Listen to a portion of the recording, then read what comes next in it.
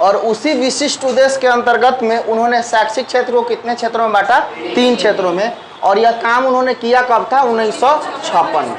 तो बताइए, संज्ञानात्मक को हम लोग कॉग्निटिव डोमेन बोलेंगे, और भावात्मक को हम लोग अफेक्टिव डोमेन बोलेंगे, और उसके बाद में क्रियात्मक को हम लोग साइकोमोटर डोमेन बोलेंगे।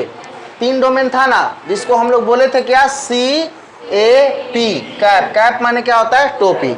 और कॉग्निटिव का संबंध किससे था बताएगा, ब्लूम से था। अफेक्टिव का संबंध किससे था, डेविस से था। और उसके बाद में क्या था, अनीता हैरो से। और साइकोमोटर का संबंध किससे था, अच्छा, कॉग्निटिव का संबंध किससे था, हेड से। अफेक्टिव का संबंध हार्ट से। और साइकोमोटर का संबंध हैंड्स। ठीक है, इतना तक हम लोग चर्चा इसके पिछले वाले क्लास में कर चुके थे, बोलिए, ठीक है ना। अब हम लोग को ये संज्ञानात्मक जो है, कॉग्निटिव इफेक्ट जो है, ये कॉग्निटिव डोमेन जो है, इसके बारे में डिटेल पढ़ना है। फिर अफेक्टिव डोमेन के बारे में डिटेल पढ़ना है। फिर साइकोमोटर डोमेन के बारे में डिटेल पढ़ना है, ठीक है। तो चलिए आज हम लोग पढ़ेंगे किसके बारे में, संज्ञानात्मक जो है, जो कॉग्निटिव डोमेन है, कॉग्निटिव डोमेन को कितने स्टेप्स में बांटा गया, इसके बारे में हम लोग अध्ययन आज करेंगे। तो देखिए, संज्ञानात्मक को एक्चुअल में 6 स्टेप्स में बांटा गया। कितना स्टेप्स में, 6। पहला जो होगा उसको हम लोग बोलते हैं ज्ञान, और दूसरा स्टेप को हम लोग बोलते हैं बोध, और तीसरा स्टेप को बोलते हैं अनुप्रयोग। क्या बोलते हैं, अनुप्रयोग। और चौथा स्टेप को क्या बोलते हैं, विश्लेषण कहेंगे। और पांचवा को क्या बोलेंगे, संश्लेषण कहेंगे। और छठा को क्या बोलेंगे, मूल्यांकन के नाम से हम जानते हैं, ठीक है ना। अगर हम बोले ज्ञान को क्या बोलते हैं, तो इसको बोलेंगे नॉलेज, है ना। बोध को हम लोग बोलेंगे अंडरस्टैंडिंग। अनुप्रयोग को बोलेंगे एप्लीकेशन। विश्लेषण को बोलेंगे एनालिसिस। संश्लेषण को बोलेंगे सिंथेसिस। और मूल्यांकन को बोलेंगे इवैल्यूएशन, ठीक है ना। अब हमको समझना है what is knowledge and what is understanding and what is application, what is analysis, what is synthesis, what is evaluation, and what difference between understanding and knowledge and application and analysis and synthesis और synthesis and evaluation। इन सभी के basic difference को आप समझ जाइएगा और इसके अर्थ को आप समझिएगा, तो इससे संबंधित जो 2 नंबर का क्वेश्चन है वो आपके सीटेट एग्जाम में पूछा जाएगा। अगर ये 6 स्टेप्स को आप समझ में आ जाता है आपको तब, ठीक है ना। अब सपोज दैट हम एक वस्तु लेते हैं, किसी सामग्री पर हम आपको इसको सिखाने का काम करते हैं। जैसे सपोज दैट मान लीजिए कि आपके सामने यह एक मोबाइल है। क्या है बताइएगा, यह एक मोबाइल, हालांकि है मार्कर लेकिन है मोबाइल। अगर किसी के पास मोबाइल तो मोबाइल दे दो, उससे ज़्यादा समझ पाएगा। चलिए, अगर मान लीजिए एक सामग्री हम लेते हैं, तो इस वस्तु का नाम क्या है, मोबाइल। इसको हम क्या बोलेंगे, मोबाइल। एक छोटा सा बच्चा जो आपके घर में था और उसका उम्र जो है महज 1.5 साल रहा होगा। कितना साल, 1.5 साल। और इस 1.5 साल के बच्चा को हम यह सिखाने का प्रयास किए, हम यह नॉलेज देने का प्रयास किए कि बेटा इसका नाम क्या है, मोबाइल है। इसे हम क्या कहते हैं, मोबाइल कहते हैं, ठीक है ना। तो जब यह बात बच्चा को आप कह दिए तो उसके दिमाग में तो ये कॉन्सेप्ट क्लियर हो गया, यह नॉलेज हो गया कि इसका नाम क्या है, मोबाइल है। तो सीधा सीधा समझने का प्रयास कीजिए। 1.5 साल के किसी बच्चा को अगर हम यह बात कहते हैं कि बेटा ये मोबाइल है, इसका नाम मोबाइल है, तो इतना बात उसके दिमाग में बैठेगा तो समझिए कि उस विषय वस्तु के प्रति वह नॉलेज गेन कर लिया कि इसका नाम क्या है, मोबाइल है, ठीक है ना। सीधी सी बात। अब देखिए, जब पहला दिन हम यह बात बोल दिए कि यह मोबाइल है, तो दूसरा दिन हम उसको बोलेंगे कि हॉल में जो है मोबाइल रखा हुआ है और आप बेडरूम में बैठे हुए हैं कि बेटा हॉल में से मोबाइल लेकर के आओ, तो क्या वो ग्लास लेकर के आएगा, नहीं। मार्कर लेकर के आएगा, नहीं। क्या लेकर के आएगा, मोबाइल। क्यों मोबाइल लेकर के आएगा, क्योंकि मोबाइल के बारे में हमने उसको सूचना दिया है कि इसका नाम क्या है, मोबाइल है। अब सीधी सीधी बात है कि जब वस्तु का नाम उसको पता हो जाए, जब सामग्री का नाम पता हो जाए, ठीक है ना, तो उसके लिए हम क्या कहेंगे, उसको हम लोग नॉलेज के नाम से जानते हैं। किस नाम से जानेंगे, नॉलेज के। मतलब सीधा सीधा समझिए ना, सामग्री के बारे में सूचना देना क्या कहलाता है, ज्ञान कहलाता है। यह एक सामग्री है, इसके बारे में किसी बच्चा को अगर हमें सूचना दी है कि इसका नाम मोबाइल है, तो वह उसके लिए क्या हो गया, नॉलेज हो गया, वह उसके लिए क्या हो गया, ज्ञान हो गया। क्लियर बात है। अब दूसरा हमारे सामने आता क्या है, बोध। तो सीधा सीधा समझने का प्रयास कीजिए। जब सामग्री का केवल नाम पता हो तब वह क्या है, ज्ञान। आज जब सामग्री के बारे में अर्थ समझने लगे बच्चा, मतलब इसके मीनिंग को समझने लगे बच्चा, तब वह हमारे लिए क्या हो जाएगा, बोध, जिसको हम लोग अंडरस्टैंडिंग के नाम से जानेंगे। अच्छा, बोध को हम लोग 2-3 नाम से जान सकते हैं। बोध भी कह दीजिए, चाहे अबोध भी कह दीजिए, या अंडरस्टैंडिंग कह दीजिए, या फिर समझ कह दीजिए, सब बात क्या होगा, सेम होगा। क्लियर बात है। तो सीधा सीधा समझिए, सामग्री के अर्थ को बताना क्या कहलाता है, समझ कहलाता है, या बोध कहलाता है, या अंडरस्टैंडिंग कहलाता है। तो पहले दिन सिर्फ हम उसको यह सिखाया कि बेटा इसका नाम क्या है, तो वो कह दिया मोबाइल, तो वह उसके लिए क्या है, ज्ञान है। और दूसरा अगर बोध की बात करें तो हम दूसरा दिन अब यह सिखाना उसके चालू किए कि इसके मीनिंग को बताना हमने चालू किया कि यह मोबाइल है, तुम तो जानबे करता है, तो हाँ जानते हैं। पता है इसमें क्या क्या होता है, तो नहीं, इसमें ऑडियो बजता है, इसमें फिल्म चलता है, इसमें मूवी चलता है, इसमें तुम गाना सुन सकते हो, इसमें तुम वीडियो कॉल बात कर सकते हो, इसमें व्हाट्सएप चलता है, इसमें फेसबुक चलता है ना। किसी से कॉल पर तुम बात कर सकते हो, कोई और व्यक्ति कहीं और है, तुम कहीं और है, आराम से तुम्हारे इस मोबाइल से कनेक्शन दोनों में जुड़ सकता है। ठीक है ना। अब इसके अर्थ को हम बच्चा को क्या कर दिए, बताना चालू किए। तो सीधा सीधा समझिए, जब सामग्री के अर्थ को बताना हम बच्चा के पास में चालू करते हैं, दैट इज अंडरस्टैंडिंग, वह उसका क्या कहलाएगा, वह उसका बोध कहलाएगा। क्लियर बात है। तो देखिए सीधा सीधा समझने का प्रयास कीजिए। जब बच्चा से हम यह सवाल पूछते हैं कि बेटा इसका नाम क्या है, तो बोलता कि मोबाइल, तो बताइए कौन वाला स्टेप में था, ज्ञान वाला में। ठीक है ना। अच्छा, जब बताइए बच्चा यह कहने लगे कि जानते हैं इसमें क्या क्या होता है, तो हम बोलेंगे ना नहीं जानते, इसमें गाना बजता है, और इसमें व्हाट्सएप चलता है, फेसबुक चलता है, ऑडियो चलता है, वीडियो चलता है। अब ये सारे अर्थ को जब वह बताना चालू कर दे, तब हम क्या समझेंगे, कौन वाला स्टेप में चला गया है, बोध वाला स्टेप में। क्योंकि 6 स्टेप्स है हमारे पास में, कितना है, 1 2 3 4 5 6 स्टेप है ना।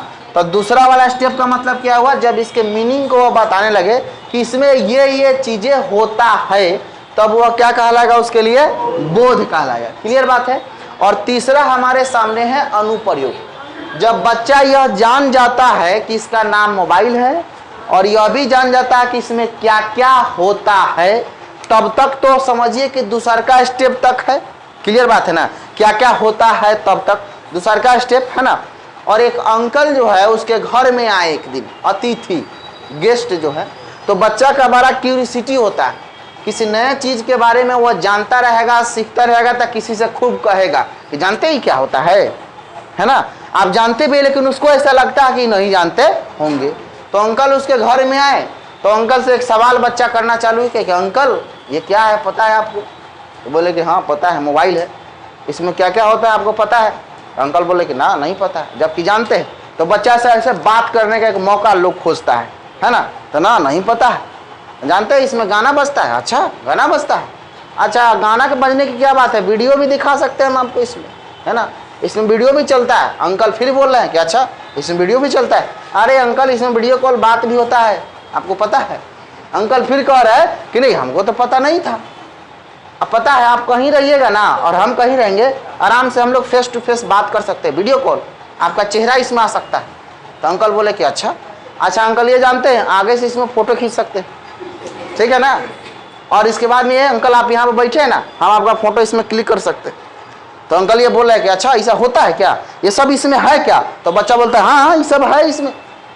अब इतना जानकारी जब बच्चा दे रहा है अंकल को, तो समझिए कि दूसरा का स्टेप में, कौन वाला में, अंडरस्टैंडिंग वाला में। लेकिन अंकल जब बोले कि अच्छा ये सब होता है क्या इसमें, हाँ इसमें गाना बजता है क्या, तो हाँ इसमें यूट्यूब चलता है क्या, तो हाँ अच्छा थोड़ा गाना बजा कर दिखाओ तो, समझ में आया। अब थोड़ा गाना बजा कर ये यूट्यूब चला कर दिखाओ तो जब बच्चा कहेगा कि चलता है लेकिन हमको चलाने नहीं आता है, तो समझिए कि दूसरा के स्टेप में रुक गया वो, है ना।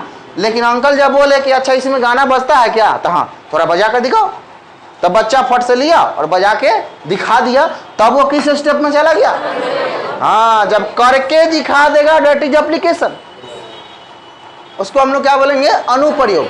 और जब बच्चा यह कहे कि हम जानते हैं कि होता है लेकिन हमसे होगा नहीं, तब तो दूसरे के में हो, अंडरस्टैंडिंग वाला नहीं है। बात समझ में आ रही है बातें? तो सीधा सीधा समझने का प्रयास कीजिए। जब उसका नाम पता था तब वो क्या था? ज्ञान। जब इसका मीनिंग के बारे में जानकारी हो गया तब क्या हो गया? बोध। ठीक है ना। आज जब उसको करके दिखा दे रहा है तब क्या हो गया? कोई दिक्कत है नहीं ना। अब उसके बाद में आते हैं क्या? एनालिसिस। अब मोबाइल एनालिसिस को बोलते हैं हम लोग क्या? एनालिसिस को विश्लेषण कहते हैं हिंदी में। और विश्लेषण का सीधा सीधा मतलब आप समझने का प्रयास कीजिए। किसी अवधारणा के बारे में तोड़ तोड़ कर अध्ययन करना क्या कहलाता है? विश्लेषण कहलाता है।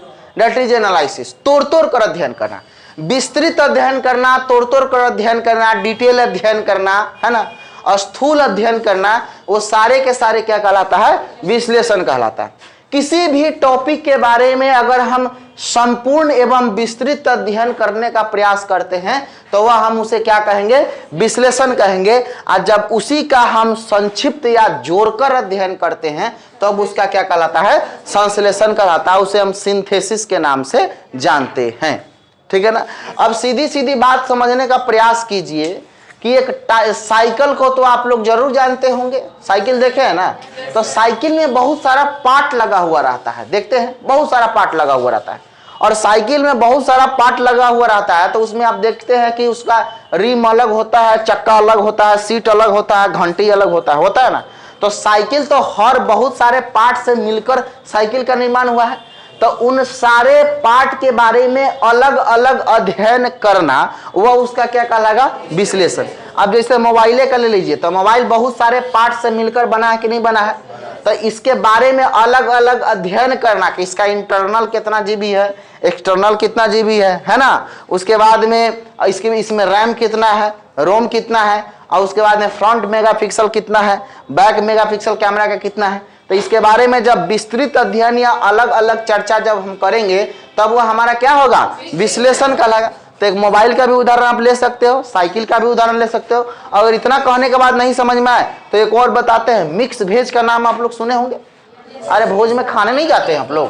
तो जाते होंगे तो आपको एक आइटम मिलता होगा मिक्स वेज, मिलता है ना। तो मिक्स वेज में आप देखे होंगे बहुत सारा चीज मिक्स रहता है ना। और सबको मिलकर क्या बनता है? मिक्स वेज बनता है।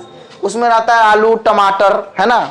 उसके बाद में गोभी भी रहता है ना, धनिया भी रहता है, मिर्ची भी रहता है, नमक भी रहता है, बहुत सारा सामग्री उसमें मिला हुआ रहता है।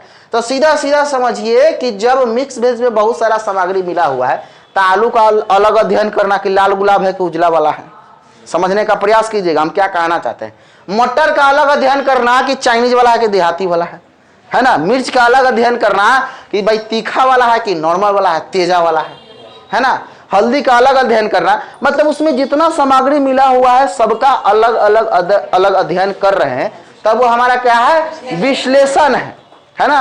और सीधा अगर आपसे कोई पूछे मिक्स वेज खाने के बाद कि मिक्स वेज कैसा बना था, तो सीधा बोलिए हाँ ठीक है, तो थोड़ा नमक तेज था, तब क्या है? संश्लेषण। अब उसका संक्षिप्त या सारांश अध्ययन जब करते हैं ना तब वह संश्लेषण कहलाता है। लेकिन यहाँ आप तब कह सकते हैं कि नमक थोड़ा तेज था, बाकी सब ठीक था, मतलब आपने मिक्स वेज को एनालाइज किया है ना। मतलब आपने मिक्स वेज के हर क्वालिटी पर ध्यान दिया है, तभी तो पता चला है कि हाँ मिक्स वेज कैसा बना था। अगर विस्तृत संरचना के बारे में, मिक्स वेज के बारे में आप अध्ययन नहीं किए रहते तो शायद यह बताने में आप असमर्थ होते कि मिक्स वेज कैसा बना था। तो सीधा सीधा समझिए कि जब तक मोबाइल के हर एक पार्ट को अगर हम तोड़ तोड़ कर अध्ययन नहीं करते हैं, तोड़ तोड़ कर अध्ययन का मतलब ये नहीं कि हथौड़ी से तोड़ना, तोड़ तोड़ का मतलब हर एक पार्ट के बारे में अगर डिटेल अध्ययन नहीं करते हैं तब तक क्या संक्षिप्त अध्ययन इसके बारे में बता पाएंगे? अरे भैया कहानी नहीं पढ़िएगा तो सारांश क्या बताइएगा? बोलिए ना। अगर कहानी पढ़ते हैं उसके बाद ही ना आप सारांश बताते हैं कि हाँ इस कविता से या इस कहानी से आपको क्या सीखने को मिला। लालच बुरी बलाए होता है, यह बात आपको कब मिलता है?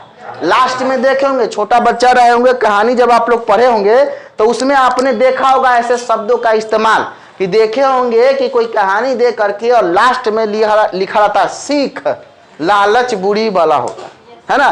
तो जब पूरा कहानियां पढ़ते हैं तब लास्ट में हमको पता चलता है कि हाँ लालच नहीं करना चाहिए। तो कहानी पूरा पढ़े हैं तब ना लास्ट में सारांश आपको पता चला है। तो जब तक आप डिटेल अध्ययन नहीं कीजिएगा तब तक सारांश के पर पहुंच पाइएगा, आप लोग नहीं पहुंच पाइएगा। तो सीधा समझिए ना कि डिटेल अध्ययन करना विश्लेषण है और उसको संक्षिप्त रूप में कहीं पर प्रस्तुत करना क्या है, विश्लेषण कहते हैं उसे हम, विश्लेषण है, सॉरी। जब डिटेल अध्ययन करना क्या है, विश्लेषण है, और जब उसको संक्षिप्त रूप में कहीं प्रस्तुत करते हैं तब वो क्या हो जाएगा, संश्लेषण। तो मोबाइल के हर एक पार्ट के बारे में अलग अलग डिटेल अध्ययन करना क्या कहलाएगा, विश्लेषण कहलाएगा। इसके बारे में सीधा पूछेंगे कि बउआ Realme 5 एक कैसा मोबाइल है, जानता है? मत लीजिएगा, वो सब जानते हैं हम उसके बारे में, वो ठीक मोबाइल नहीं है। तो बताइए संक्षिप्त आपने सारांशीकरण प्रस्तुत किया कि नहीं किया? तो वो हो गया क्या हमारा, संश्लेषण। लेकिन हाँ, अब अगर आप कहते हैं कि Realme 5A मत लीजिएगा तो हम आपसे पूछेंगे क्यों, कारण क्या है बताओ, तब डिटेल में रीजन को बताएंगे, क्योंकि हमने इसके बारे में डिटेल अध्ययन किया है और इससे संबंधित जो भी प्रश्न पूछेंगे आपसे तो आप उसका उत्तर बिल्कुल डिटेल में दे दोगे, तब वो क्या हो जाएगा, हमारा मूल्यांकन हो जाएगा। बोलिए क्लियर? तो मोबाइले पर पूरा उदाहरण सेट है, ठीक है ना, इसी पर समझना है। तो सीधा बताइए, मोबाइल का जब बच्चा को नाम पता हो क्या कहलाएगा, मोबाइल के बारे में मीनिंग की जानकारी हो जाएगा क्या कहलाएगा, आज जब वह करके दिखा देगा तब क्या कहलाएगा, डिटेल अध्ययन करना क्या होगा, संक्षिप्त अध्ययन करना। मोबाइल के बारे में प्रश्न पूछने पर जवाब दे देना। बोले क्लियर? अब सीधा सीधा समझिए, जब बच्चा को नाम पता हो कि यह मोबाइल है तब क्या है, आज जब बच्चा को यह पता कि मोबाइल में ऑडियो वीडियो गेम चलता है तब क्या है, आज जब ऑडियो वीडियो गेम को चलाकर दिखा दे तब क्या है ना, आज जब इसके बारे में अलग अलग अध्ययन कर दे तब क्या है, आज जब इसका संक्षिप्त अध्ययन कर दे तब क्या है, आज जब इससे प्रश्न पूछने और जवाब दे दे तब क्या है। बोले दिक्कत है नहीं ना? अब देखिए ब्लूम्स का कहना यह था कि जब तक पहला स्टेप नहीं होगा तब तक दूसरा का स्टेप भी नहीं होगा। नामे नहीं पता कि है कौन, इसके मीनिंग को क्या जानिएगा आप। पहले अगर आप किसी से परिचय करने जाते हो तो पहले आप ये पूछते हैं कि आप कौन हैं, यही ना, आपका शुभ नाम क्या है, तब ना उसके बारे में हम जानने का प्रयास करते हैं। तो पहले पहला स्टेप इसीलिए नाम पता होने वाला है, दूसरा का बोध है, तीसरा का अनुप्रयोग है, चौथा विश्लेषण है, पांचवा संश्लेषण है और छठा क्या है, मूल्यांकन है। बोले क्लियर? अब सवाल यह है कि आप लोग कहिएगा सर इससे क्वेश्चन कैसे पूछेगा, सीटेट में इस तरह के क्वेश्चन कैसे आएंगे, या इससे जुड़ा हुआ प्रश्न हमसे कैसे पूछा जाएगा। तो इससे जुड़ा हुआ प्रश्न आपसे खूब पूछेगा, बशर्ते आपको इस अवधारणा के बारे में अच्छे से जानकारी होनी चाहिए। अब आप अपना पहले नोट्स निकाल लीजिए, हम उसमें थोड़ा सा अंडरलाइन करवा देते हैं, उसके बाद लास्ट में आपको हम क्वेश्चन बता देंगे कि कैसे क्वेश्चन पूछेगा। ठीक है, चलिए देखिए ध्यान दीजिएगा। कहता है ब्लूम्स टैक्सोनॉमी के अंतर्गत में कि ब्लूम का वर्गीकरण, ब्लूम ने शैक्षिक गतिविधि को कितने क्षेत्रों में बांटा था, 3 क्षेत्रों में बांटा था। सबसे पहला था संज्ञानात्मक, देखिए लिखा हुआ है, दूसरा है भावात्मक और तीसरा है मनोचालक। संज्ञानात्मक का संबंध ज्ञान से है और ज्ञान का मतलब नॉलेज होता है और नॉलेज पूरा हमारे दिमाग से जुड़ा हुआ रहता है। तो इसीलिए हम बताए थे कि संज्ञानात्मक का संबंध हेड से। बताइए कोई दिक्कत नहीं ना? अब उसके बाद में भावात्मक का 2 और नाम है, एगो मनोवृत्ति या मनोदशा। मनोवृत्ति या मनोदशा हम किसे कहते हैं, भावात्मक का ही उपनाम है, इसको भी अंडरलाइन करके रखिएगा। मनोदशा इसका नाम इसलिए पड़ा क्योंकि हम आपको बोले थे भावात्मक का संबंध संवेग से होता है, इमोशन से होता है, और इमोशन का मतलब मन की व्यथा, मन की दशा, इसीलिए इसका नाम पड़ गया मनोदशा। बोले क्लियर? क्योंकि इसका संबंध किससे होता है, इमोशन से, फीलिंग से होता है ना, संवेग से होता है। क्रोध, प्यार, ईर्ष्या, भय, सब इसी का उदाहरण दिए थे ना, याद है कि नहीं है? तीसरा है हमारे पास में क्या, मनोचालक। अब मनोचालक को हम लोग क्रियात्मक भी कहेंगे, इसका एक और नाम है क्रियात्मक कह दीजिए तब, चाहे मनोचालक कहिए तब, चाहे गत्यात्मक कहिए तब, तीनों नाम क्या लिख लीजिए अभी के अभी। मनोचालक या क्रियात्मक या गत्यात्मक सब वही है, खाली सीआर सेम है, कलर अलग है। बात समझ रहे ना? मनोचालक कहिए तब, या गत्यात्मक कहिए तब, या क्रियात्मक कहिए तब, तीनों नाम क्या है, एक ही है। ठीक है ना?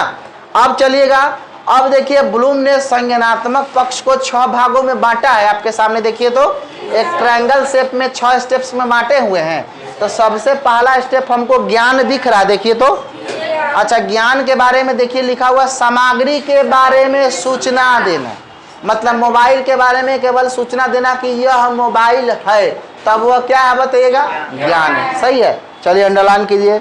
दूसरा कहता है बोध के बारे में कि सामग्री के अर्थ को समझना, मीनिंग को समझना क्या हो जाएगा बताइएगा, बोध हो जाएगा, उसको हम लोग अंडरस्टैंडिंग के नाम से जानेंगे। और तीसरा आता है अनुप्रयोग, दिस इज एप्लीकेशन। इसमें कहता है ठोस स्थितियों में सूचनाओं का प्रयोग करना। देखिए प्रयोग करना को अंडरलाइन कीजिए, प्रयोग करना को अंडरलाइन कीजिए। जहां पर बच्चा प्रयोग करके दिखा दे रहा है तो वह क्या कहलाएगा, अनुप्रयोग कहलाएगा। और जहां पर केवल सामग्री के अर्थ को समझने की बात होगी वह क्या कहलाएगा, बोध कहलाएगा। बोले समझ में आ रहा है ना। अब उसके बाद में चौथा स्टेप विश्लेषण लिखा हुआ है, इसमें कहता है सामग्री को कई भागों में तोड़ना। अब तोड़ना का मतलब विस्तृत अध्ययन करना, बताए ना, डिटेल अध्ययन करना क्या कहलाएगा, विश्लेषण कहलाएगा। कोई दिक्कत है। अच्छा, उसके बाद में आता है संश्लेषण, कहता है सभी भागों को मिलाकर एक रूप में रखना। अब बताइए सभी भागों को मिलाकर एक रूप में रखना मतलब जोड़ने की बात हो रही है कि नहीं हो रही है। अब जोड़ने की बात विश्लेषण की संश्लेषण, संश्लेषण। बोलिए क्लियर। अच्छा, उसके बाद में आ जाएगा मूल्यांकन। मूल्यांकन को इवैल्यूएशन बोले हैं। इसमें कहता है उत्पाद के मूल्य की पहचान एवं जांच करना। तो पहचान एवं जांच करना कौन हो जाएगा, मूल्यांकन हो जाएगा, इवैल्यूएशन हो जाएगा। बोलिए क्लियर। अच्छा, अभी तक भी आप नहीं समझे तो एक और मोबाइल बनाया होगा आपके नोट्स में, देख लीजिए। और उस पर वो कार्टून दिख रहा होगा जिसका 2 आँख होगा, एगो नाक होगा, एगो मुंह होगा, है, और 1 2 3 4 5 6 7 8 9 दिख रहा है। अब इस मोबाइल के कॉन्सेप्ट से हम आपको समझाने का प्रयास कर, देखिए कैसे। कहता है ज्ञान के बारे में, ज्ञान के बारे में कहता है सूचना देना, अर्थात यह मोबाइल है, अर्थात बच्चा को जब सिर्फ नाम पता हो तब वो क्या कहलाएगा, ज्ञान कहलाएगा। सही है। और दूसरा का देखिए तो लिखा हुआ अवबोध। आप कहिएगा सर जी ऊपर लिख दिए बोध और नीचे लिख दिए अवबोध, तो हम तो बोले हैं कि सियार वही है, कलर अलग है, लेकिन पिंक कलर नहीं है, ठीक है ना। अब देखिएगा उसके बाद में कहता है बोध या अवबोध। अवबोध में देखिए क्या कहता है, मोबाइल के बारे में जनाना, अर्थात कैमरा है इसमें, म्यूजिक है इसमें, वीडियो है इसमें, मतलब अर्थ को बताने का प्रयास कर रहा है, दैट इज अंडरस्टैंडिंग। बोलिए क्लियर। चलिए अब उसके बाद में तीसरा प्रयोग आया है, तो आप कहिएगा सर ऊपर लिखे अनुप्रयोग और नीचे लिख दिए प्रयोग। अरे भैया जान से लिखे हैं ताकि आप फिसल न जाए, क्योंकि 89 और 90 में बड़ा फासला होता है कि नहीं होता है। अब सीधा सीधा सवाल समझने का प्रयास कीजिए कि 89 नंबर आ जाएगा तो लिख देगा sorry you are not qualify, है ना। और 90 नंबर अगर आ जाए, 1 नंबर उसमें जुड़ जाए तो कॉन्ग्रेचुलेसन। और सॉरी में और कॉन्ग्रेचुलेसन में कितना अंतर आप समझ सकते हैं, है कि नहीं है।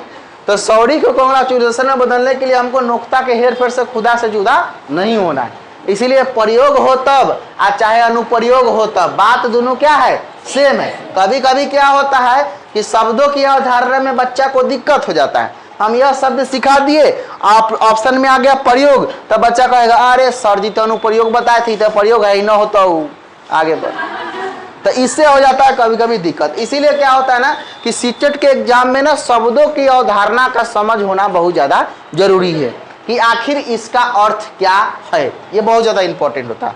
इसीलिए हम अलग अलग शब्दों को लिख करके आपको हम समझाने का प्रयास करते हैं। तो देखिए बउआ, अगर प्रयोग कहे तब और चाहे अनुप्रयोग कहे तब, दोनों बात क्या है, सेम है।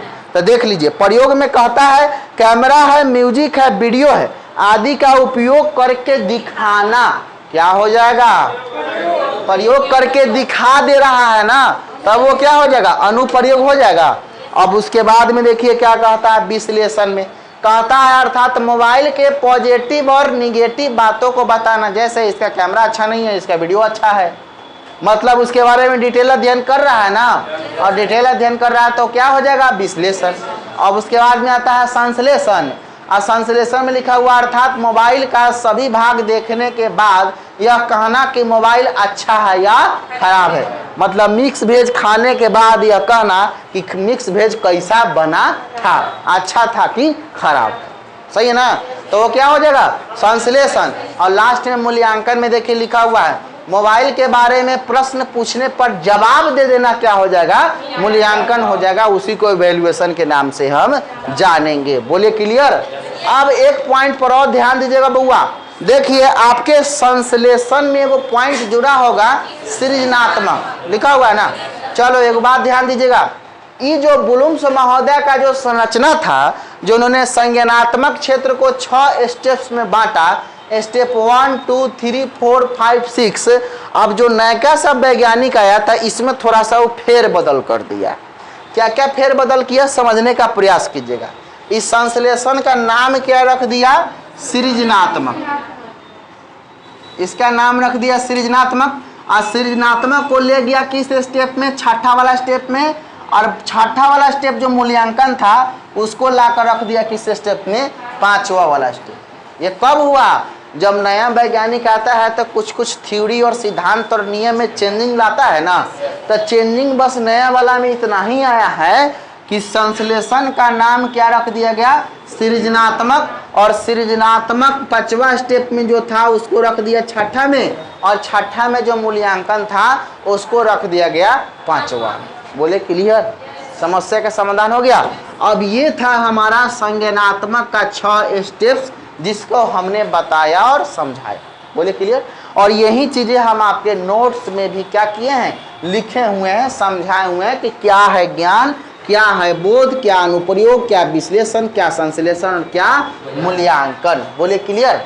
अब सीधा सीधा समझने का प्रयास कीजिएगा। आपके मन में एक सवाल आ रहा होगा कि सर क्वेश्चन कैसे पूछा जाएगा, प्रश्न कैसे पूछा जाएगा, यही ना बात आ रहा होगा।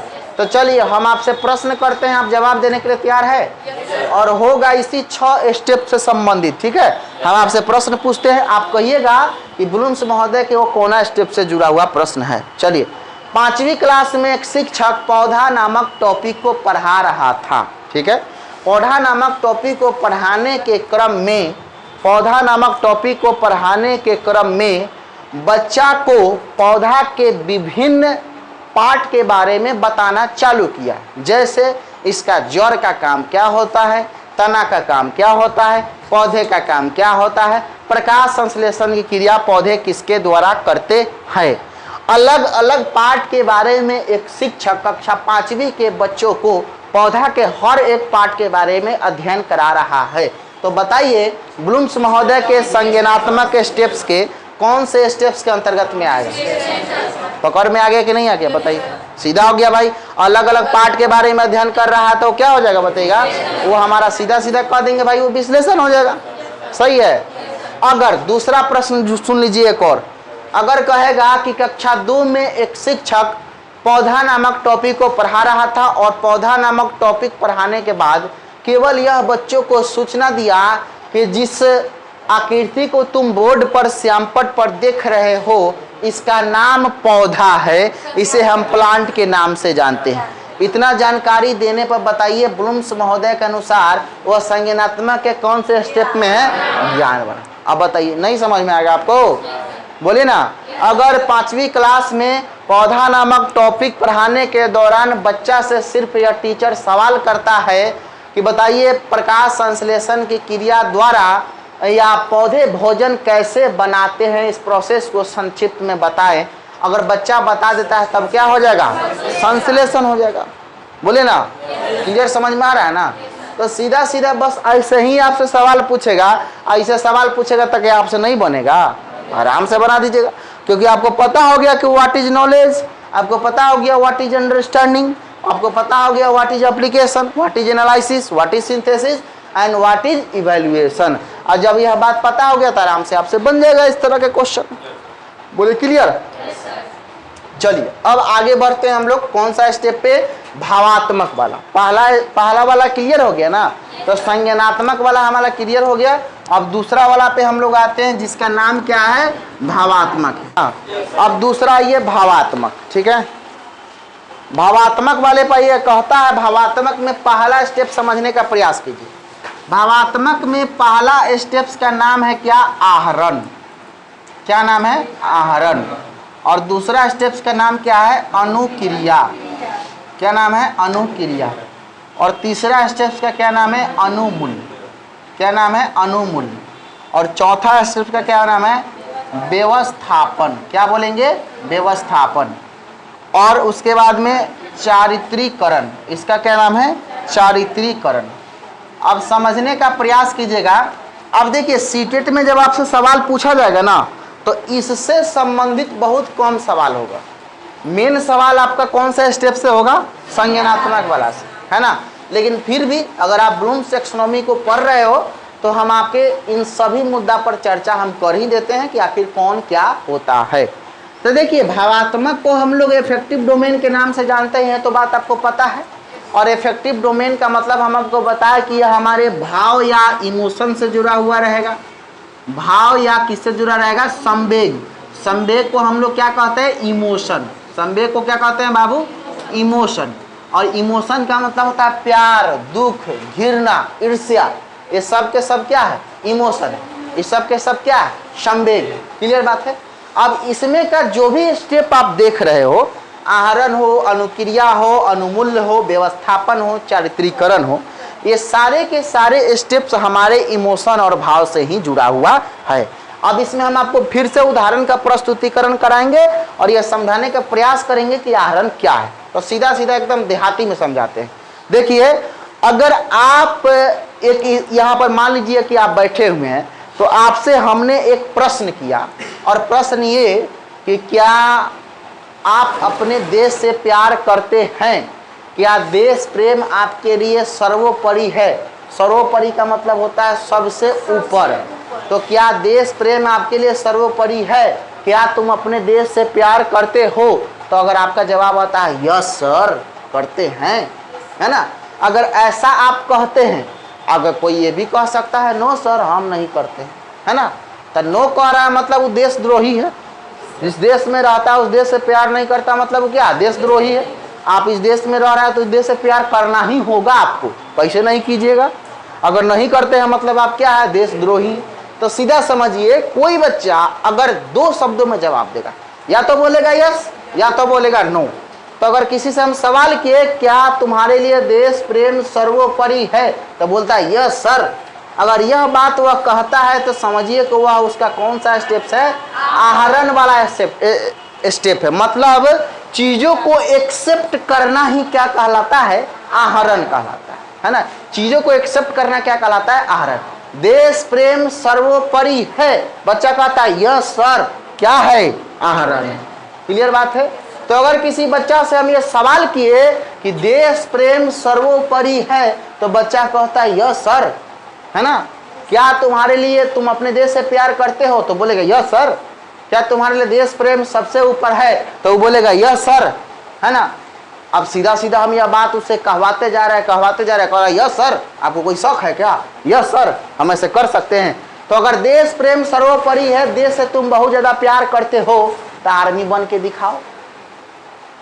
समझिएगा, आर्मी बनकर दिखाओ, सेना में भर्ती होकर के दिखाओ। अगर तुम देश से प्यारे करते हो तो आर्मी बन के दिखाओगे। तो इसमें 100 गो बच्चा कहने वाला होगा जब यह सर देश से हम प्यार करते हैं, तो फटाक से 50 गो गायब। समझने का प्रयास कीजिए। जब दूसरा सवाल हम यह करेंगे तब आर्मी बन के या सेना में भर्ती होकर के दिखाओ, तब 50 गो का मुंह हो जाएगा बंद। अब उससे आप पूछे तुम्हारा मुंह बंद क्या हो गया? तो कहेगा सर प्यार करते हैं हम लेकिन सैनिक नहीं बनेंगे। समझिएगा बात को। आज जो बच्चा कहता है कि नहीं हम प्यार करते हैं और हम अपने देश के लिए सैनिक भी बन सकते हैं, यस सर हम सैनिक बनेंगे, तो जो कह दिया कि हम सैनिक बनेंगे तो वह उसको क्या किया? उसको हम लोग बोलेंगे अनुक्रिया। क्रिया के साथ में उस चीज को एक्सेप्ट करना, सीधे एक्सेप्ट करना। देश प्रेम सर्वोपरि है, यस या नो, वो क्रिया नहीं था, वो तो कह देना था। लेकिन क्रिया हुआ है कि यह कहना कि अगर हम देश से अपने प्यार करते हैं तो हम आर्मी बन के आपको दिखा देंगे, तब वो क्या हो गया? अनुक्रिया हो गया। बोलिए समझ में आ रहा है? थोड़ा सा क्रिटिकल है लेकिन समझने का प्रयास कीजिए। देश प्रेम सर्वोपरि है, यस या नो। अगर बच्चा कहता है यस तो क्या है ना, तो आर्मी बन करके दिखाओ, तो बच्चा कह दिया दिखाएंगे, तब क्या हो गया? अनुक्रिया। तीसरा का स्टेप आता है अनुमूल्य, है ना। अब अनुमूल्य को समझने का प्रयास कीजिए कि यह क्या होता है। मूल्य का मतलब क्या होता है? वैल्यू। क्या बोलते हैं? वैल्यू। अब जैसे नैतिक मूल्य आपको उस दिन सिखाए हुए थे, याद है? नैतिक मूल्य एनसीएफ 2005 में हमने बताया हुआ था। तो अनुमूल्य के बारे में समझिए कि अनुमूल्य क्या है। मतलब वैल्यू के रूप में अपने आप में निर्धारित कर लेना अनुमूल्य कहलाता है। अगर किसी बच्चा को यह कहें कि क्या तुम अपने देश से प्यार करते हो, तो बोला यस। क्या था? आर्मी था। तो आर्मी बन के दिखाओगे? तो बोला कि हाँ बन के दिखाएंगे। तो सैनिक में भर्ती होगा? तो हाँ भर्ती होंगे। अब कोई कहेगा कि हम सैनिक में भर्ती होंगे, दूसरा नौकरी हम नहीं करेंगे, मतलब वो फैसला पर अडिग हो गया कि अब तो हमको आर्मी ही बनना है, अब हम दूसरा कोई नौकरी नहीं करेंगे, हम आर्मी ही बनेंगे।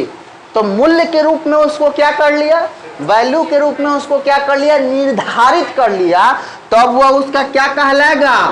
अनुमूल्य कहलाएगा। बोलिए क्लियर? समझ में आ रही है? मतलब कि अडिग हो जाना कि ना सर अब तो हम आर्मी बनम, दोसर कोई नौकरी नहीं करेंगे, अब हम आर्मी बनकर ही दिखाएंगे।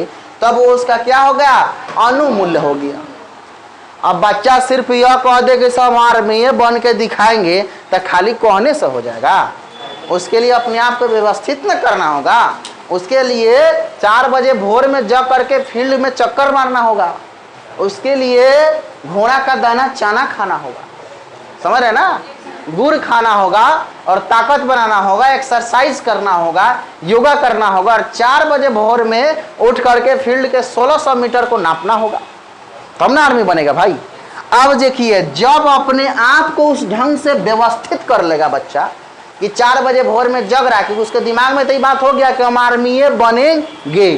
जब यह बात उसके दिमाग में हो गया तब उसका क्या कहलाया?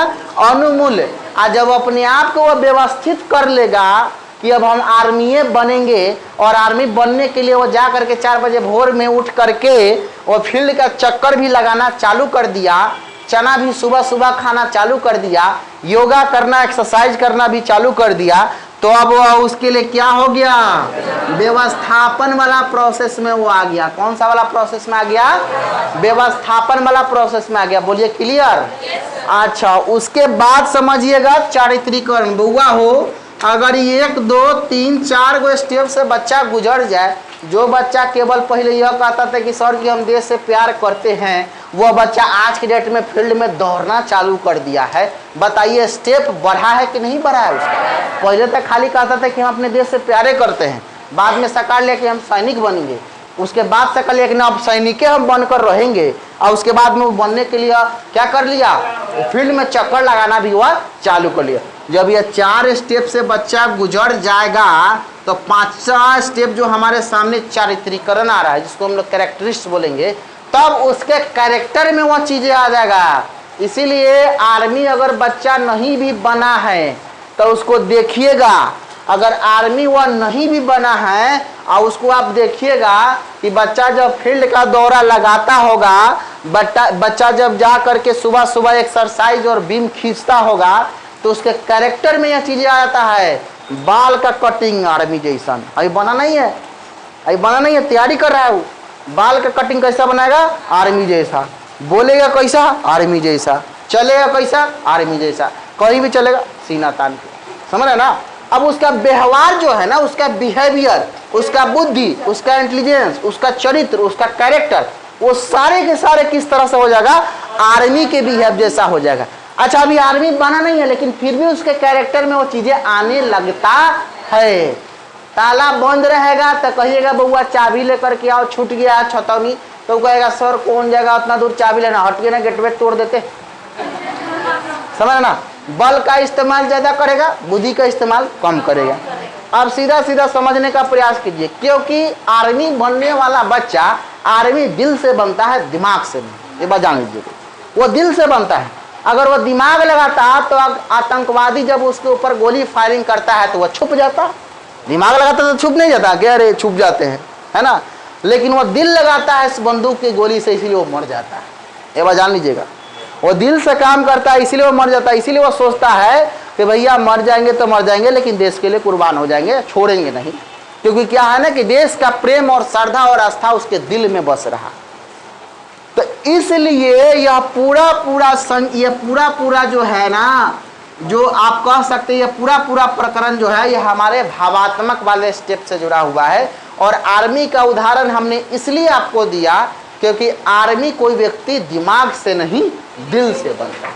और जब यह चारों स्टेप किसी बच्चा में अगर क्लियर हो जाएगा तो पांचवा स्टेप कैरेक्टर वाला अपने आप उसमें आना क्या है, तय है। बोले क्लियर। अब वह हो जाएगा क्या, चारित्रिक। समझ में आया, बातें समझ में क्लियर हुआ, ठीक है ना। आरण क्या है, अनुक्रिया क्या है, अनुमूल्य क्या है, व्यवस्थापन क्या है और चारित्रीकरण। तो आप एक बार बताओ, देश प्रेम सर्वोपरि है, यस या नो, क्या कहलाएगा, आरण। आर्मी या सैनिक बन करके दिखाओगे, क्या कहलाएगा, अब आर्मी बनेंगे, क्या कहलाएगा, है ना। 4 बजे भोर में जा करके जग करके अपने आप को व्यवस्थित करना, क्या कहलाएगा। आज जब उसके कैरेक्टर में चीजें आ जाएगा तब क्या कहलाएगा, चारित्रीकरण। ये सारा किससे जुड़ा हुआ है, भाव से, इमोशन से और दिल से। इसीलिए ट्रिपल एच का जब हम बात किए थे बउआ तो कॉग्निटिव का संबंध बताए थे हेड से और इफेक्टिव का संबंध बताए थे हार्ट से, दिल से। बोले क्लियर, समझ में आया बात। अब ये भावात्मक वाला का भी मामला क्लियर। अब तीसरा वाला क्लियर हमारा कौन है, क्रियात्मक, ठीक है। क्रियात्मक को भी हम लोग समझ लेते हैं, बारिश का पूरा फायदा उठाते हैं, ठीक है ना। आगे आइए, अब आइएगा क्रियात्मक वाला में।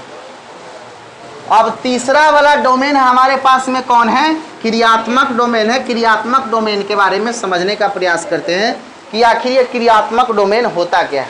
अब देखिए, जितना भी हम आपको चर्चा इस पर कर रहे हैं, अगर कोई बच्चा क्लास को छोड़ देता, बच्चा को कभी कभी क्या लगता है कि ये तो डेमो है, ये हमारे काम का थोड़े हुआ, तो सर जी फ्री में क्लास करा रहे हैं तो फ्री वाला तो ऐसा ही चलता रहता है ना। लेकिन सवाल ये है कि ये फ्री का क्लास आपके लिए बहुत ज़्यादा इम्पोर्टेंट है, क्योंकि इससे सवाल आपको पूछने की संभावना है। और मज़े की बात यह है कि हम फ्री क्लास में ही इम्पोर्टेंट टॉपिक पढ़ाते हैं, ठीक है ना। बात यह है क्योंकि जब आप एडमिशन ले लेते हो तो आपको हम एक सीरियल वाइज क्रम से चीज़ों को पढ़ाने लगते हैं, तो उसमें कुछ इंपॉर्टेंट आएगा और 1 दिन 2 दिन नहीं भी आएगा। लेकिन जो फ्री क्लास होता है उसमें सारा का सारा टॉपिक इंपॉर्टेंट है। अब NCERT this is very important, है ना। आपको हमने हिंदी शिक्षण का कॉन्सेप्ट समझाया, this is very important. Bloom's taxonomy, this is very important. RT पढ़ाएंगे, वेरी इंपॉर्टेंट, है ना। वेन हिले का ज्योमेट्री थ्योरी पढ़ाएंगे, वेरी इंपॉर्टेंट, है ना। ये सब के सब आपको गाइडेंस एंड काउंसलिंग पढ़ाएंगे, वेरी इंपॉर्टेंट, है ना। थिंकिंग पढ़ाएंगे, वेरी इंपॉर्टेंट। मतलब ये सारे टॉपिक ऐसे टॉपिक है जो आपके पेडागोजी के हर विषय में क्या देगा, काम देगा। अब इसमें जो बच्चा क्लास छोड़ेगा उसको दिक्कत होगा। अब आप बताइए, जब आप क्लास छोड़ दीजिएगा और आप कहिएगा कि सर जी हमको ये बातें समझ में नहीं है, जो बच्चा क्लास में यहाँ पर बैठा रहे सामने में और हमारे बात को सुनता रहे, उसको समझ में ना आए, ऐसा हो ही नहीं सकता है। मुझे ऐसा लगता है अगर जितना बात हम आपको बताए हैं, आप मेरे सामने में बैठे हुए हैं, क्या आपको ऐसा लग रहा है कि आपको समझ में नहीं है? क्या आपको ऐसा लग रहा है कि नहीं दिमाग खराब हो गया? ऐसा नहीं लग रहा होगा। क्यों? क्योंकि जब आप मेरे सामने बैठे हैं तो आपको न समझ आने की कोई ये मतलब 0% भी ये नहीं है, चांस नहीं है कि हम आपको समझ में नहीं है। हमको पता है, हम जब तक आपको समझाते नहीं तब तक हम खुद नहीं छोड़ते, और जब आप समझ जाते हैं तो मुझे ऐसा लग जाता है कि आप समझ गए, अब आगे बढ़ना चाहिए। लेकिन गलती सिर्फ एक ही हो सकता है, या तो आप क्लास नहीं आएंगे तब आपको समझ में नहीं आएगा, या तो क्लास को आप गैप कर करके कीजिएगा तब आपको समझ में नहीं आएगा। 2 दिन आइएगा, 3 दिन गैप, 3 दिन आइएगा, 2 दिन गैप, तब आपको दिक्कत होगा। इन दोनों समस्या है, ये दोनों रीजन है जो आपके असफलता के सीढ़ी तक ले जा करके छोड़ देगा। सफल होना है तो प्रत्येक दिन आइए, सफल होना है प्रत्येक दिन आइए और कॉन्सेप्ट को देखिए, क्लियर कीजिए, समझिए, बात आपके लिए बहुत ज़्यादा आसान हो जाएगा। अगर पढ़ना चाहते हैं तो हम तो शुरू में बोल दिए हैं कि अगर आप मेहनती छात्र हैं तो मेरे यहाँ टिकिएगा, और नहीं है मेहनती तो आप मेरे यहाँ भाग जाइएगा, हमको पता है, ठीक है ना। सीधी सी बात, क्योंकि हम क्वेश्चन भी उतना ही पूछते हैं, पढ़ाते भी उतना ही मन से है। और तीसरी बात ये कि अभी तो आप लोग नए हैं, जैसे जैसे पुराने होते जाइएगा तो चीज़ों के बारे में थोड़ा सा और डिटेल देना हम लोग चालू करते हैं, अलग अलग संसाधनों से सिखाने का हम लोग प्रयास आपको करेंगे। तो इसके लिए आपको थोड़ा सा मेहनत करना होगा, है ना। अब आइएगा क्रियात्मक वाला को क्या बोले हैं बउआ, साइकोमोटर। क्या बोले हैं? साइकोमोटर, ठीक है ना। ये प्राइम मिनिस्टर नहीं है, साइकोमोटर, ठीक है ना। आप देखिएगा, साइकोमोटर में समझने का प्रयास कीजिएगा। साइकोमोटर को हम लोग क्रियात्मक बोले हैं, गत्यात्मक बोले हैं, है ना। गत्यात्मक कहिए तब, चाहे क्रियात्मक कहिए तब, बात दोनों, चाहे मनोचालक कहिए तब, ये सब पी से साइको होगा। अच्छा हाँ मोटर। अब देखिए साइको मोटर समझने का प्रयास कीजिएगा, इसको क्या बोले क्रियात्मक। अब क्रियात्मक वाला में भी कुछ ना कुछ स्टेप है, अब समझने का प्रयास कीजिएगा कि आखिर वह कौन कौन सा स्टेप है, ठीक है ना। देखिए क्रियात्मक वाला स्टेप की चर्चा करते हैं। बारिश खत्म हो गया क्या? देखिए तो क्रियात्मक वाला स्टेप में चर्चा करने का प्रयास करते हैं। सबसे पहला स्टेप हमारे पास में क्या है? उद्दीपक। क्या बोलते हैं इसको हम लोग? उद्दीपक। समझ रहे हैं ना, उद्दीपक हो गया। और दूसरा हमारे पास में क्या है? अनुक्रिया। दूसरा क्या है? अनुक्रिया। तो सबसे पहले ये दोनों को समझ लेते हैं पहले हम, उसके बाद आगे के स्टेप बढ़ेंगे। दिस इज स्टिमुलस, इसको क्या बोलेंगे? स्टिमुलस। और इसको बोलते हैं हम लोग रेस्पॉन्स। क्या बोलते हैं? रेस्पॉन्स। अनुक्रिया को क्या बोलते हैं? रेस्पॉन्स। और उद्दीपक को क्या बोलते हैं? स्टिमुलस। अब समझने का प्रयास कीजिएगा कि ये स्टिमुलस क्या है और रेस्पॉन्स क्या है। तो कहता है मनोविज्ञान की सभी सजीव प्राणी में स्टिमुलस और रिस्पॉन्स की क्रिया होता है। जितने भी लिविंग थिंग्स है उस सब में स्टिमुलस और रिस्पॉन्स की क्रिया होगा। स्टिमुलस का मतलब सीधा सीधा समझने का प्रयास कीजिएगा। स्टिमुलस का मतलब होता है क्या? उद्दीपक। अब सीधा जानिए ना, सीधा समझिए ना। जैसे हम सजीव प्राणी, हम सजीव है कि निर्जीव है बताइए आप? सजीव है, लिविंग थिंग्स है। हम सांस लेते हैं, हमें ग्रोथ होता है, हमें डेवलपमेंट होता है, और हम ब्रीथिंग को क्रिया को भी करते हैं, मतलब हम सजीव हैं। अब सजीव है तो आप एक सुई लेकर के आइएगा। सुई समझते हैं ना? वो नहीं समझते हैं तो सुई लेकर के आइएगा, आप हमारी इस स्किन पर इसे चुभाइएगा। तो चुभाइएगा तो हम बोलेंगे हाँ हाँ बहुत अच्छा लग रहा है, और थोड़ा कस के चुभाइए। ऐसा करेंगे क्या? नहीं ना। अब जब आप इस पर सुई चुभाइएगा तो क्या करेंगे हम? हाथ को पीछे कुछ, अरे दर्द हो रहा है। समझने का प्रयास कीजिए। तो ये सुई का चुभाना आपका स्टिमुलस था, और हमारा हाथ का पीछे खींचना क्या है? रिस्पॉन्स। क्योंकि हम सजीव है तो हम स्टिमुलस के प्रति रिस्पॉन्स करेंगे। समझ में आ रही बात है? कुत्ता के सामने में, कुत्ता समझते हैं ना, कुत्ता के सामने में अगर आप मछली का गरम गरम पीस लेकर जाइए तला हुआ, और उसको दिखाइए, लार टपकना उसका क्या हो जाएगा? स्टार्ट हो जाएगा, है ना। तो मछली का पीस देखना स्टिमुलस है, लार का टपकना क्या है? रिस्पॉन्स है, क्योंकि वह क्या है? सजीव प्राणी। बात समझने का प्रयास कीजिए। एक मनोवैज्ञानिक थे, इस पर चर्चा किए थे, और इसी पर उन्होंने एक प्रयोग किया था, है ना, आत्मसातीकरण का प्रयोग।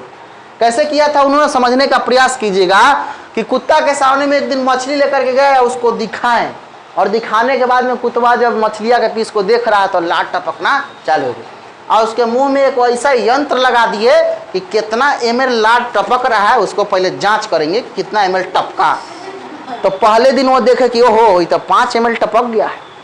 उसके बाद में क्या किए? मछली के पीस को खिला दिए। फिर दूसरा दिन क्या किए? दूसरा दिन फिर जो है मछलिया के पीस को लेकर के आया, थोड़ा देर दिखाएं, उसके बाद फिर लार टपकना चालू। तो फिर वो बोला में मापे कि कितना ml टपका, तो 5 ml फिर टपक गया है ना। तीसरा दिन फिर दिखाए और फिर टपकाए, फिर टपक गया। चौथा दिन क्या हुआ कि घंटी बजाते हुए मछलिया को पीस को लेकर के घंटिया बजाते हुए दिखाएं, तो दिखा रहे, तो फिर उसका लार टपकना क्या है? चालू है। आज चालू है तो फिर कितना ml? 5 ml, है ना। चौथा दिन फिर घंटिया बजाते हुए मछली के पीस को लेके आए। 5वां दिन फिर, 6ठा दिन फिर, 7वां दिन फिर। एक दिन क्या किए? वो अपने गेटवे पर से खाली घंटिया को बजाए, और बजाए तो कुतवा समझा कि रे भाई घंटिया बजता है तो मछलिया के पीस आता है, मतलब आ रहा है, मतलब लार टपकना स्टार्ट। और लार टपकना स्टार्ट मतलब उसमें फिर कितना ml टपक गया? 5 ml। अब देखिएगा मछली का पीस जब कुत्ता देख रहा था वो उसका स्टिमुलस था, और उसका जो लार टपक रहा था वो क्या था? उसका रिस्पॉन्स था।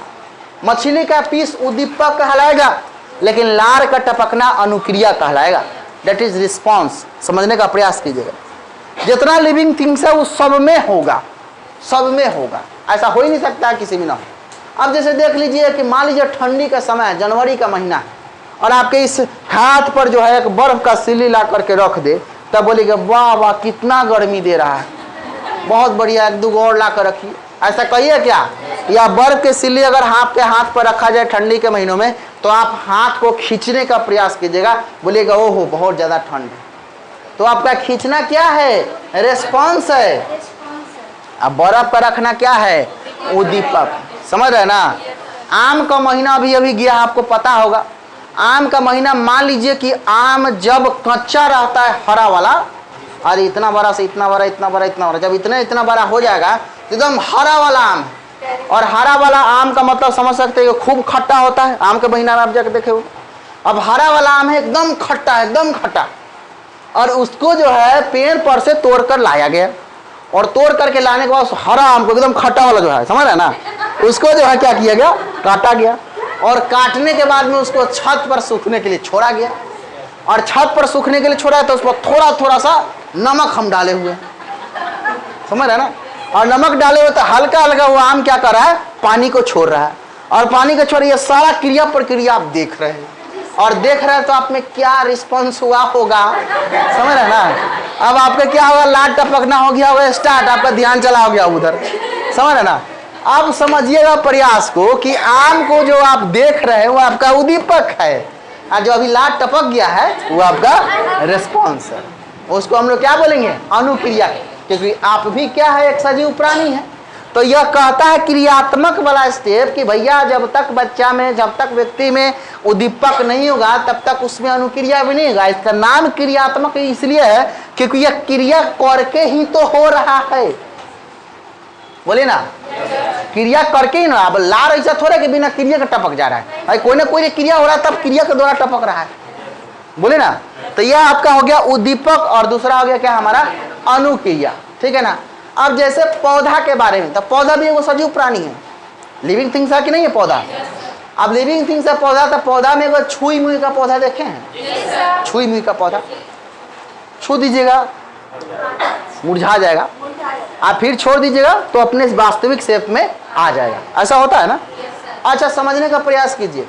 तो वह उसका क्या है, छूना हमारा उद्दीपक है, और उसका मुरझाना क्या है, रिस्पॉन्स। उद्दीपक के प्रति क्या हुआ, अनुक्रिया। एक टीचर क्लास में हमेशा उद्दीपक और अनुक्रिया का काम करता है।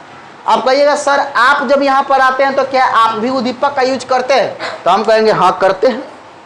क्लास में अगर कोई टीचर उद्दीपक अनुक्रिया को नहीं समझता है तो उसका कक्षा प्रभावी नहीं होगा।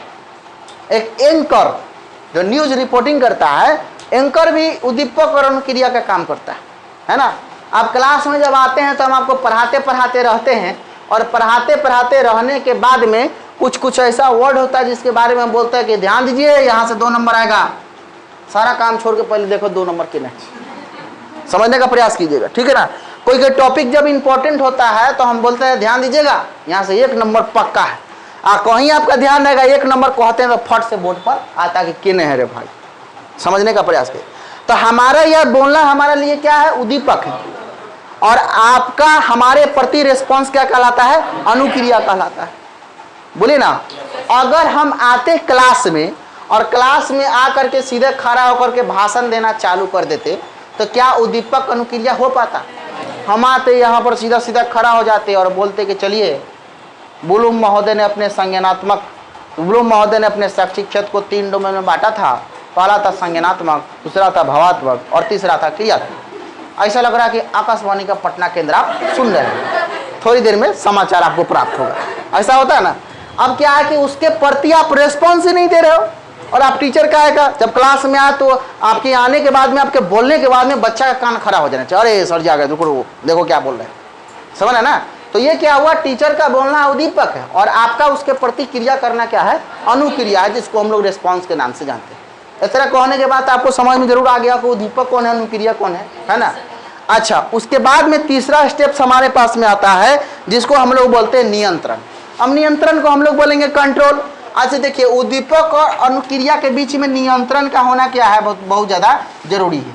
और नियंत्रण हो भी जाता है स्टिमुलस और रिस्पॉन्स से। कैसे हो जाता है, जैसे देख लीजिए, मान लीजिए कि छुई मुई का पौधा का कहानी हम आपको बताए हैं ना।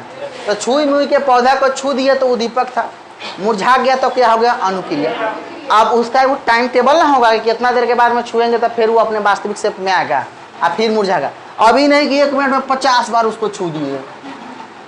अब 1 मिनट में छुई मुई के पौधा को 50 बार ऐसे छू दिए, फिर मुरझा गया, फिर आ गया, फिर मुरझा गया, फिर आ गया, ऐसा होगा नहीं होगा ना, क्योंकि उसके स्टिमुलस और रिस्पॉन्स के बीच में नियंत्रण मीन्स कंट्रोल का होना जरूरी है। अब आप कहिएगा सर जी आम को देखने से हमारा लाट टपका है, कोई आदमी अगर फैक्ट्री में काम करता होगा, अचार के फैक्ट्री में, तो उसका तो बाल्टी में टपकता होगा। आपके मन में सवाल आना चाहिए ना, नहीं, लेकिन टपकता है क्या? नहीं, नहीं टपकता। उसके पीछे रीजन क्या है? उद्दीपक और अनुक्रिया के प्रति वो क्या कर लेता है? नियंत्रण कर लेता है, कंट्रोल कर लेता है। दिन रात उसे देख रहा था, उसके दिमाग में वो बात बैठ गया, कंट्रोल कर लिया अपने आप को, तो वह उसका क्या हो गया? नियंत्रण हो गया। जब नियंत्रण कर लेगा तो वह व्यक्ति अपने आप को उसी में एडजस्ट कर लेता है, जिसको हम लोग समायोजन के नाम से जानते हैं। अचार के फैक्ट्री में काम कर रहा था, दिन रात तउआ में देख रहा है, तो उसको लाट टपकेगा? हो नहीं ना, कंट्रोल कर लिया। और कंट्रोल के प्रति उसमें समायोजन मतलब एडजस्टमेंट है ना। तो वह व्यक्ति क्या कर लिया? फैक्ट्री में अपने आप को उसी के अनुसार क्या कर लिया है? एडजस्ट कर लिया है, जिसको हम लोग समायोजन के नाम से जानेंगे। और लास्ट में वह बातें उसके स्वभाव में भी आ जाएगा, नेचर में आ जाएगा। उसका लाट टपकना बिल्कुल क्या हो जाएगा? बंद हो जाएगा, क्योंकि नेचर में वो चीजें आ गया। बोले क्लियर? यह हो गया उद्दीपक, अनुक्रिया, नियंत्रण, समायोजन और क्या है लास्ट में? स्वाभाविकरण, जिसको नेचुरलिज्म के नाम से हम जानते हैं। बोले क्लियर? अब देखिए आपको समझ में आ गया होगा संज्ञानात्मक कौन है, भावात्मक कौन है और तीसरा क्रियात्मक कौन है। बोले क्लियर? अच्छा, एक और बात समझ लीजिएगा। अब इसमें देख लीजिए, ब्लूम का पूरा नाम बेंजामिन ब्लूम था और शिक्षा के दो उद्देश्य थे, समान उद्देश्य और विशिष्ट, जिसके बारे में हम पढ़ा चुके हैं, ऑलरेडी पहले पढ़ा चुके हैं ना। अच्छा, उसमें एगो और बात लिखा हुआ संश्लेषण, एगो बात लिखा होगा विश्लेषण, लिखा हुआ है ना। तो संश्लेषण विश्लेषण के बारे में थोड़ा सा समझ लेने का प्रयास कीजिएगा। एक तरफ जब हम लिखे हुए संश्लेषण और दूसरे तरफ लिखे हुए क्या बताएगा? विश्लेषण, ठीक है ना। तो संश्लेषण को बोलेंगे एनालिसिस और विश्लेषण को बोलेंगे सिंथेसिस। समझने का प्रयास कीजिएगा बउआ। संश्लेषण में हम लोग जाते हैं अंश से पूर्ण की ओर, this is very important, underline कीजिएगा, ठीक है ना। अब विश्लेषण में हम लोग जाते हैं किधर से किधर? पूर्ण से अंश की ओर। किधर से किधर? पूर्ण से अंश की ओर। विश्लेषण में हम लोग जाएंगे पूर्ण से अंश और संश्लेषण में जाएंगे क्या? अंश से पूर्ण। अच्छा, अंश को बोलते हैं हम लोग पार्ट, क्या बोलते हैं? पार्ट। और पूर्ण को बोलते हैं क्या? होल। तो होल का स्पेलिंग गलती लिखा गया होगा, उस पर HOLE शायद लिखा गया। होल का मतलब हो गया छिद्र, IWHOLE होना चाहिए, उसका मतलब होता है पूर्ण, ठीक है ना। अब उसके बाद में पूर्ण से अंश का मतलब क्या हो गया? इसका मतलब ये हो गया होल से पार्ट की ओर। तो एक वो हमारा दिख रहा है पार्ट से होल और एक हमारा दिख रहा है होल से पार्ट। तब विश्लेषण में हम लोग किधर से किधर जाएंगे? पूर्ण से अंश, होल से पार्ट। क्या है समझने का प्रयास कीजिए। हमने आपको उसी समय बताया कि विश्लेषण में एक बड़ा अवधारणा को तोड़ तोड़ कर अध्ययन करते हैं। तब बड़ा अवधारणा का मतलब सब एकत्रित है, तो वह उसका क्या कहलाएगा? पूर्ण। आज जब उसका खंडित करके अध्ययन करेंगे तब उसका क्या कहलाएगा? अंश, जिसको हम लोग पार्ट के नाम से जाने। बोले क्लियर? बोले ना। अच्छा, संश्लेषण में देखिए हम बोले हैं कि छोटी छोटी अवधारणाओं को जोड़कर अध्ययन करना क्या कहलाएगा?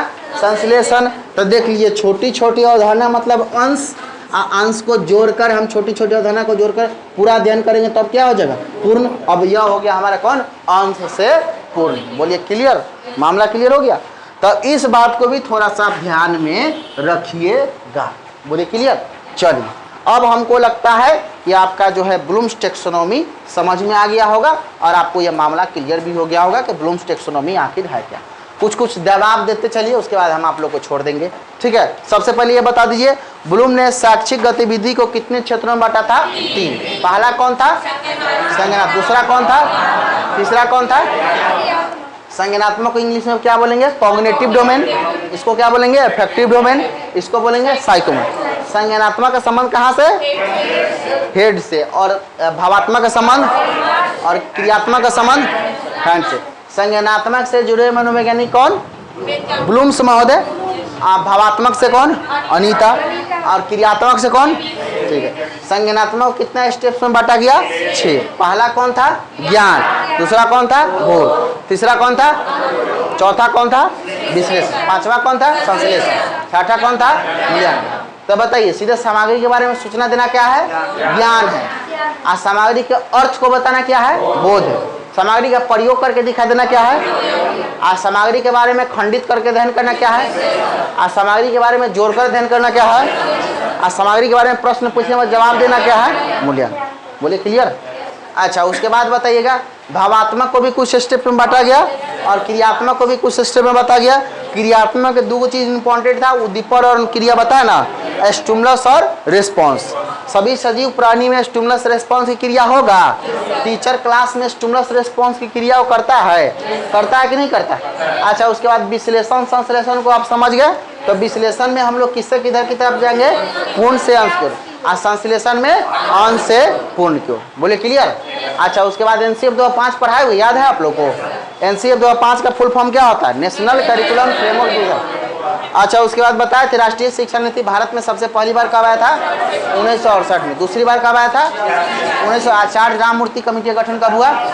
1907। प्रोफेसर यशपाल कमेटी का गठन कब हुआ? 1993 में। याद है ना? कितने देश के शिक्षाविद थे? 21 देश के। अभी तक का सबसे महत्वपूर्ण दस्तावेज कौन है? अच्छा, ज्ञान को स्कूल के अलावा बाहरी जीवन से जोड़ना है। पढ़ाई को रटंती प्रणाली से फ्री करना है कि नहीं करना है? समझने की प्रणाली को बढ़ावा देना है। सूचना को ज्ञान मानना है क्या? किसको ज्ञान मानना है? समझ को। पाठचर्या पाठ पुस्तक केंद्रित होना चाहिए क्या? नहीं होना चाहिए। राष्ट्र के प्रति बच्चा में आस्था जागृत करना है ना। जन गण मन वाला कहानी बताए थे ना। कक्षा कक्ष को आदर्श एक्टिविटी से जोड़ने का प्रयास करना है। अच्छा, उसके बाद शिक्षण सूत्र का अधिक से अधिक प्रयोग करना है। ज्ञात से अज्ञात जानते हैं ना? जब पहले से जानकारी आपके पास हो क्या कहलाता है? ज्ञात। और जो जानकारी नया देना हो क्या कहलाता है? अज्ञात। मूर्त से अमूर्त जानते हैं ना? जो दिख रहा हो क्या है और जो नहीं दिख रहा है क्या है? दिखाने से न दिखाना कि न दिखाने से दिखाना? दिखाने से न दिखाने की तरफ लेकर के आना है। अच्छा, एक बात बताइए, विशाल पाठ्यक्रम मोटी मोटी किताबें क्या सफलता का कारण है कि नहीं है? है भाई, असफलता का कारण है। तब नहीं इसमें बताए थे कि मोटी किताबें और विशाल पाठ्यक्रम बच्चा को नहीं देना है। बच्चा के उम्र के अनुसार ही पाठ्यक्रम देना चाहिए, है ना। अच्छा, नैतिक मूल्य को उपदेश दे करके सिखाना है कि नहीं सिखाना है?